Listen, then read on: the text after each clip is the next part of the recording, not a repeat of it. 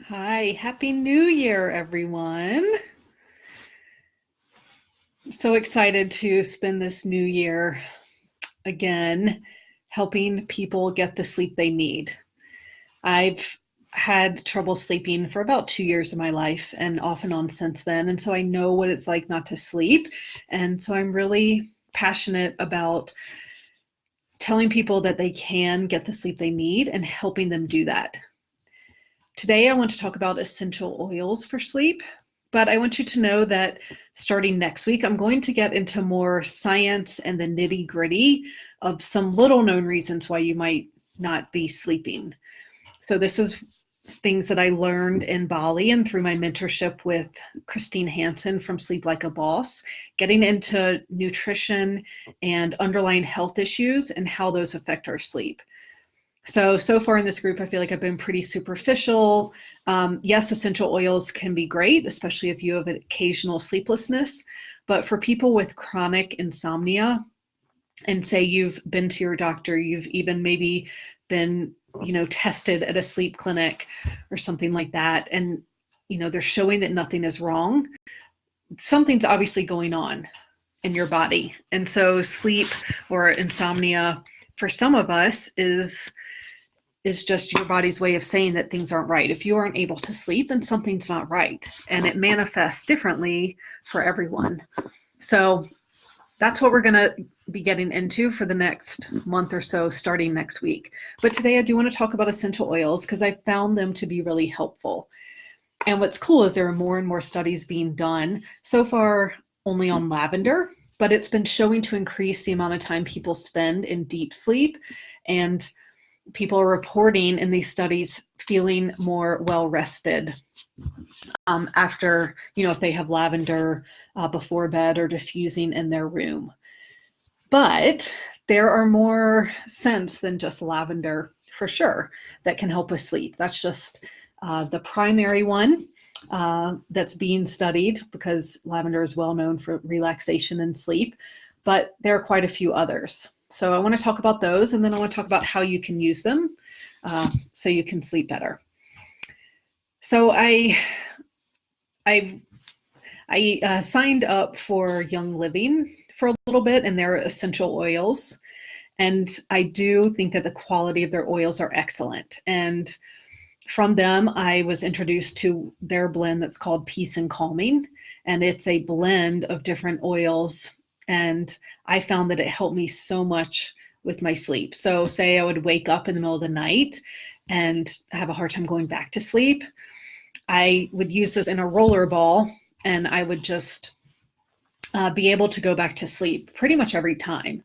So for me, that worked better than homeopathy and other things that I've tried. So I'm really excited about it.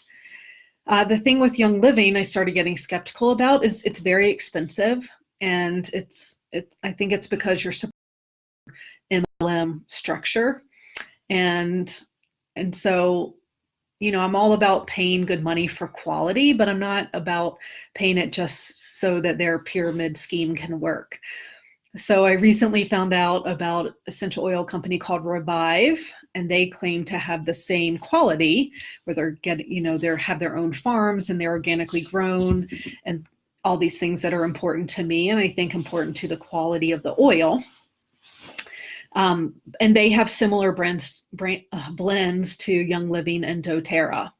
So their Peace and Calming, or Revive calls it Sleep, and it is a blend of rosewood, coriander, lavender, lemon, jasmine, and rose. And the smells so wonderful. And so a lot of these blends that these companies are coming up with can really help as well. So it doesn't just have to be lavender. Some other relaxing scents are chamomile and jasmine. Those are really nice. And some that you want to stay away from would be the citrus scents, because those tend to be really stimulating and uplifting. So they're great during the day, especially, to improve your mood and things like that. But they're not going to necessarily help you sleep at night unless there's a small amount in a blend or something. So just some ones to try and experiment and see what you like. Revive also has a blend called Zen. Actually, I think that's the one that's like Young Living's Peace and Calming that just smells absolutely amazing. So how you can use these, if you just smell it from the bottle, you actually don't get all of the floral notes from it. So you want to put a little in your hand, just a drop, kind of rub it around in a circular motion, and then inhale. And that's how you can get the full properties of all the scents in there. So that's one way to use it. I don't necessarily want to do that in the middle of the night if I'm not sleeping. So I use a roller ball, and I'll show you what that looks like.